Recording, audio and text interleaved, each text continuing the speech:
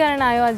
ਬਸ ਬੱਚਿਆਂ ਨੂੰ ਲੈ ਕੇ ਆਏ, ਇੰਜੋਏ ਕਰਾਉਣਾ ਹੈ। ਤੇ ਸ਼ਾਦੀ ਹੋਈ ਹੈ ਤੁਹਾਡੀ? ਹਾਂਜੀ ਸ਼ਾਦੀ ਹੋਈ ਹੈ। ਅੱਛਾ, ਤੇ ਦੂਸਰੀ ਕਰਨ ਦਾ ਕੋਈ ਇਰਾਦਾ ਹੈ? ਨਹੀਂ ਫਿਲਹਾਲ ਦੂਸਰੀ ਕਰਨ ਦਾ ਕੋਈ ਇਰਾਦਾ ਨਹੀਂ ਹੈਗਾ। ਕਿਉਂ?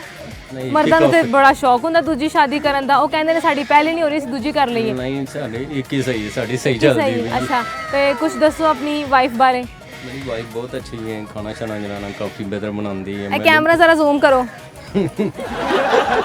ਤੇ ਜਿਹੜਾ ਨਾ ਬਹੁਤ ਅੱਛੀ ਤੇ ਬਹੁਤ ਅੱਛਾ ਖਾਣਾ ਮੇਰਾ ਬਹੁਤ ਜ਼ਿਆਦਾ ਜਿਹੜਾ ਨਾ ਖਿਆਲ ਰੱਖਦੀ, ਜਿੰਨੀ ਤਾਰੀਫ ਕੀਤੀ ਜਾਏ ਨਾ ਉਨੀ ਘੱਟ ਹੈ। ਚਲੋ ਆਪਣੀ ਵਾਈਫ ਬਾਰੇ ਹੁਣ ਤੁਸੀਂ ਕੋਈ ਸ਼ੇਰ ਜਾਂ ਕੋਈ ਗਾਣਾ ਜਾਂ ਕੁਝ ਵੀ ਡੈਡੀਕੇਟ ਕਰੋ। ਕਾੜਾ ਮੈਂ ਨਜ਼ਾਰਾ ਜਦੋਂ ਉਹਦੀ ਤਸਵੀਰ ਦਾ ਪੈਂਦਾ ਏ ਭਲੇਖਾ ਮੈਨੂੰ ਸੋਹਣੀ ਤਸਵੀਰ ਦਾ।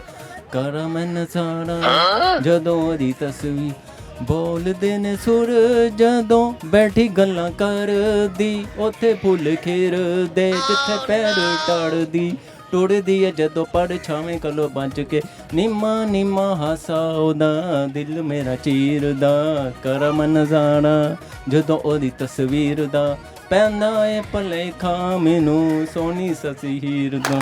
ਚਲੋ ਜੀ, ਮਾਸ਼ਾਅੱਲਾ, ਅੱਲਾਹ ਪਾਕ ਤੁਹਾਡੀ ਮੁਹੱਬਤ ਇਸ ਤਰ੍ਹਾਂ ਹੀ ਕਾਇਮੋ ਦਾਇਮ ਰੱਖੇ। ਬਹੁਤ ਸ਼ੁਕਰੀਆ, बहुत शुक्रिया। अस्सलाम वालेकुम। वालेकुम सलाम। ਕੀ ਹਾਲ ਹੈ ਤੁਹਾਡਾ? अल्हम्दुलिल्लाह ठीक है। ਕੀ ਨਾਂ ਹੈ? मेरा नाम दुआ है। ਕੀ ਕਰਦੇ ਹੋ? स्टूडेंट हाँ, पढ़दी हाँ। ਕਿਸ ਕਲਾਸ? 12ਵੀਂ कर ली हुण यूनिवर्सिटी दे वास्ते धक्के खांदी फिरदी हाँ। ਅੱਛਾ, ਕਿਹੜੀ ਯੂਨੀਵਰਸਿਟੀ ਵਾਸਤੇ? हजे पीयू दा दिता है एडमिशन ते हुण जीसी वास्ते आई सा ते वो बंद है ते फिर इत्थे आ गए हैं। ਅੱਛਾ, ਫਿਰ ਇੱਥੇ ਆ ਗਏ। ਸਹੀ। ਅੱਛਾ, ਮੈਨੂੰ ਇਹ ਦੱਸੋ ਕੀ बनना ਚਾਹੁੰਦੇ ਹੋ ਤੁਸੀਂ? कि मैं लॉयर बनूं, क्रिमिनल लॉयर, लेकिन मेरे घर वाले नहीं चाहते कि मैं लॉ करूं। वो चाहते हैं कि मैं ना कोई टीचर या कोई टीचर हाँ कोई इंज दा कर ला, तो वो चाहते कि कोई छोटी सी डिग्री ले लो।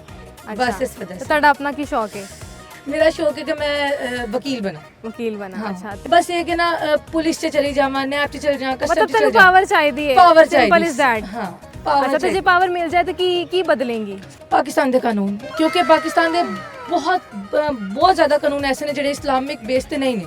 ਇਸਲਾਮ ਦੇ ਵਿੱਚ ਬਹੁਤ ਕਮ ਐਸੇ ਨੇ ਜਿਹੜੇ ਹੁਣ, ਕਿਉਂਕਿ ਕੋਰਟ ਮੈਰਿਜ ਜਿਹੜੀ ਹੈ ਨਾ ਉਹ ਇਸਲਾਮ ਦੇ ਵਿੱਚ ਨਹੀਂ ਹੈ। ਵਲੀ ਦੇ ਬਗੈਰ ਨਿਕਾਹ ਨਹੀਂ ਹੋ ਸਕਦਾ, ਲੇਕਿਨ ਸਾਡੇ ਕੋਰਟ 'ਚ ਹੁੰਦਾ ਹੈ। ਵਕੀਲ ਕਰਾਉਂਦੇ ਨੇ ਤੇ ਇਹ ਜਿਹੜੇ ਅੱਗੇ ਜਾ ਕੇ ਉਹਨਾਂ ਦਾ ਨਿਕਾਹ ਹੁੰਦਾ, ਫਿਰ ਅੱਗੋਂ ਰਿਸ਼ਤੇ ਹੁੰਦੇ, ਉਹ ਸਾਰੇ ਹਰਾਮ ਦੇ ਨੇ। ਅੱਛਾ, ਤੇ ਤੂੰ ਲਵ ਮੈਰਿਜ ਕਰਨੀ ਹੈ ਅਰੇਂਜ ਮੈਰਿਜ? ਮੇਰੀ ਜਿੱਥੇ ਮੇਰੇ ਮਾਪਿਓ ਚਾਹਣ। मतलब ਮਾਪਿਓ ਦਾ ਤੂੰ कहनी है ना खेडांगे ते ना खेडन देंगे। नहीं ना, ये हक माँ बाप का होता है। माँ बाप अपने बच्चे को इतना पाल के पोस के बड़ा करते हैं, उनकी ख्वाहिश होती है कि हम अपने बच्चे को इसके साथ देखें। माँ बाप ऐसी चीज़ है जो अपने औलाद का कभी गलत नहीं चाह सकते। ऐसे ही बिल्कुल। और अगर आप माँ बाप की मर्जी से करते हो ना, कल को कोई भी पंगा पैंदा तुसी कहते ਤੁਹਾਡੀ ਜ਼ਿੰਮੇਵਾਰੀ ਹੈ, ਫੜੋ ਇਹ ਤੁਹਾਡਾ